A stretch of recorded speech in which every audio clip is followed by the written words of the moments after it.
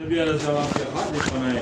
اللہ پاک خیر و عافیت ہمارے سب کی نصیب کرے اور آخر وقت میں یہ مبارک کلمہ ہمارے زبان پر جاری کر دے. لا الہ الا اللہ محمد الرسول اللہ صلی اللہ علیہ وسلم. بشیر بھائی امریکہ میں، ان کے لیے دعا کریں. بشیر بھائی امریکہ میں، بشیر بھائی جو اس کے امریکہ میں، اللہ اس کو کامیاب رکھے، دین و دنیا میں کامیاب و کامران رکھے. اللہ پاک اس کے اولاد صالح کرے. اللہ ہمارے اولاد صالح کرے، پروردگار بنائے. اللہ پاک ہمارے پہلی پچھلی قدیم قدیم جو بھی گناہ ہے معاف فرما دے. یا اللہ ہمارے حال پر رحم کرے. ہم گناہوں کے کنڈول بھرے پڑے ہیں، بدنے جوے.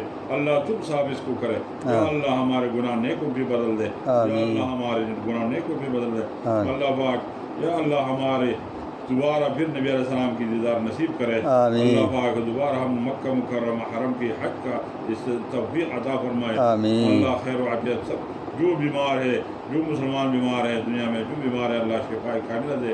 اللہ پاک ہر قسم کے لوگ جو قرض دار ہے، وہ قرضوں کے بوجھ ہے، اللہ اس کے اٹھا دے.